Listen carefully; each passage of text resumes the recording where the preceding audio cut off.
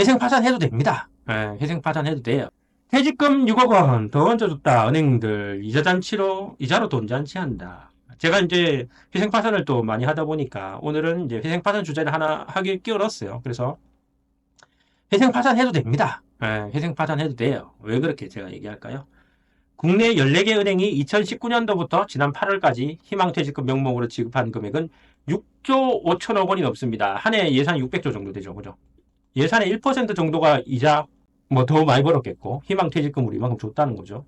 1인당 평균 4억 원이 넘는 금액을 법정 퇴직금 외에 추가로 지급한 겁니다. 이 돈 어디서 났나? 이 돈. 이거 보면 이 기간 안에 2019년도부터 뭐 지난 8월까지 이 기간 안에 희망퇴직한 직원은 한 16,000명이 된다 그래요. 그래서 1인당 평균 4억 300만 원 정도 받았어요. 근데 요거 희망퇴직금이라는 게 뭐냐면 희망퇴직금 은행들이 이제 법정퇴직금 외에 추가로 지급한 돈이에요. 여기는 이제 보통 뭐 특별퇴직금, 자녀학자금, 뭐 재취업지원금 등이 이렇게 포함돼 가지고 여러 가지 명목으로 이렇게 주게 돼 있는데 일부 은행에는 뭐 건강검진비라도 주고 의료비도 주고 상품권으로 막 이렇게 막 지원했다 그래요. 그래서 일부 은행 직원들의 경우 6억 원이 넘는 희망퇴직금을 지급받은 경우도 있습니다. 아까처럼 그런 명목들 막 이렇게 얹어서 주는 거죠. 그래서 같은 기간 국내 은행들의 이자로 남은 이익이 최대 60조 원 육박하게 붙었습니다. 예, 우리나라 예산이 600조 정도로 생각하면 거의 10%가 벌어는 거죠. 그죠? 고금리 장기화에 곳간에 쌓인 자금들로 은행들이 돈 잔치를 벌인다는 비판은 나오고 있습니다. 그렇죠. 이 희망퇴직금이 얼만큼 이제 지급됐나 보면 이제 뭐 한국 시티은행 같은 경우는 1조 2,700억 원, KB국민은행 같은 경우 1조 2,400억 원, 뭐 신한은행 뭐 6,700억 원, 뭐 하나은행 8,500억 원, 우리은행 8,000억 원. 뭐 시중에서 여기 5대 메이저 은행이 거의 뭐 1조 정도씩 이렇게 준 거죠. 그죠? 그런데 이렇게 은행들의 이자 수입이 이렇게 어마어마한데 이것이 모두 국민 예금 돈으로 대출해주고 벌어들인 이자 수입인데 아니 왜 회생 파산할 때 그렇게 미안해 하십니까? 예? 왜 이렇게 미안해 하세요? 이거 왜 제가 이렇게 얘기하냐면요. 제가 회생 파산 상담해 보면 상담하러 오시는 분들이 대부분 사무실 문에 딱 들어오는데 뭔 죄인 들어오는 것 마냥 들어오시는 분이 대부분이에요.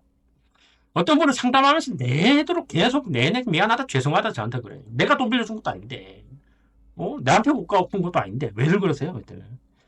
빌리면 이제 갚는 게 당연하지만 뭐 누가 처음부터 안 갚으려 했던 거 아니잖아요. 그죠? 빌려서 열심히 노력해서 살았는데 갚을 능력이 안 돼서 뭐 회생파산 알아보고 이렇게 오신 분들이 많잖아요. 그렇기 때문에 그 죄책감 아예 가질 필요가 없다고 제가 이렇게 알려드리는 겁니다. 이 기사를 빌어서요. 제가 한번 추천해드린 다큐가 있는데 뭐 EBS 유튜브에 있어요. 이거 EBS 다큐 프라임 자본주의 보신 적이 있습니까? 요거예요. 이거 한번 보시면 한번 다 뭐 10번 100번 보시고 10번 100번 보시고 제 영상 다시 보세요. 10번 100번 보시고 죄책감을 없애세요. EBS 다큐 보고 오시면 은행에 이자 조금 밀려도 하나도 안 미안하실 겁니다. 하나도 너무 미안해 주셔야 됩니다. 자, 요게 이제 EBS 다큐를 보면 이제 지급 준비 제도라는 게 나오는데 이제 지급 준비 제도가 뭐냐 이렇게 생각해 보면 우리가 이제 은행에 돈을 예금해 놓으면 그 다음날 바로 찾으러 가는 사람 없잖아요. 이자 받아야지, 그죠? 이자 받아야지. 은행에 돈 예치해 놓고 현금이 필요한 경우에만 현금 찾고 나머지는 그냥 송금하잖아요, 우리 그죠? 근데 송금도 실제로 A은행에서 B은행으로 돈이 이동되는 게 아니에요. 이동되는 게 아니고 A은행하고 B은행 사이에 뭐 하루하루 이제 끝나서 정산은 하지만 뭐 실제로 돈이 움직이는 게 아니고 통장에 거기 있는 액면 숫자만 바뀌는 거잖아요. 그죠? 숫자만 바뀌는 거예요. 그처럼 어떤 은행에 이제 국민들이 예금이 100억, 1000억 있어도 매일매일 그 사람들이 전부 100억, 1000억 찾으러 오는 게 아니라는 겁니다.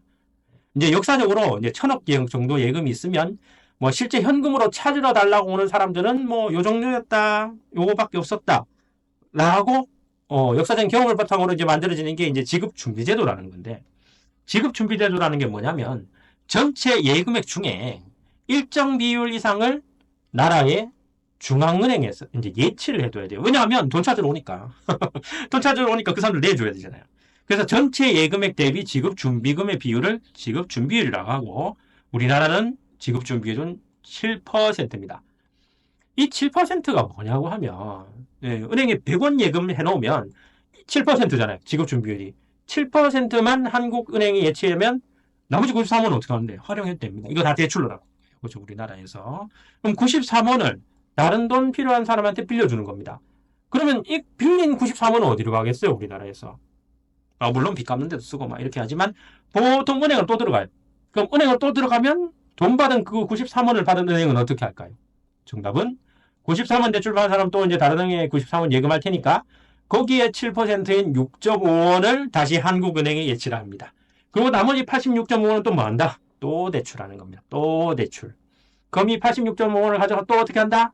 7% 떼고 또 대출할 수 있다. 또 대출할 수 있다. 이렇게 해서 무한로 불어갑니다. 그래서 그 EBS 다큐 보면 요 100억이라는 돈으로 통화량이 얼만큼 창조되는가를 막 이렇게 얘기를 하고 그 이후에 나오는 게 사실 이제 가장 마지막에 이제 불행하게 돈을 못 갚는 사람들이 어떤 구조로 이게 돈을 못 갚을 수밖에 없다라는 게 나옵니다.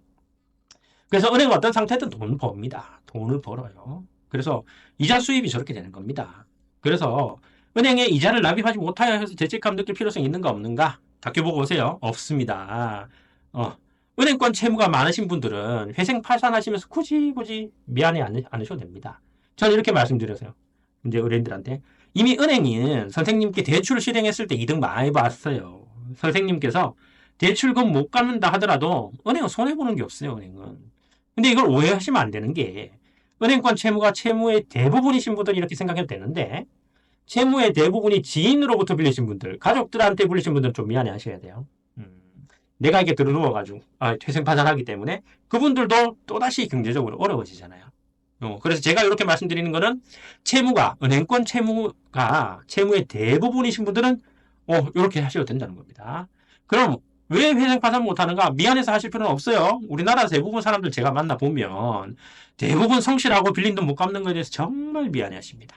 회생 파산해도 되나? 정말 어려워서 오시는 거거든요. 기사에 많이 어려우신데도 불구하고 회생 파산 못 하시고 극단적인 선택하시는 분 되게 많아요. 그래서 이 방송 보시거나 아니면 다큐를 보시거나 뭐 경제적 지식이 좀 있는 분은 절대 미안해 하지 마시고 회생 파산 하세요, 그냥. 그게 경제를 살리는 길입니다. 회생 파산 하세요. 단언컨대 채무의 대부분이 금융권 채무신 분들은 회생 파산에서 떳떳히 하셔도 됩니다. 네. 제가 뭐 회생 파산을 하다 보니까 뭐 이렇게 얘기를 하기는 하는데 회생 파산 안 해도 이렇게 생각하고 하셔야 돼요. 그래야지 경제적인 재기가 있을 수 있잖아요. 네. 영상 보시고 언제든지 문의 주세요. 회생 파산에 대해서는.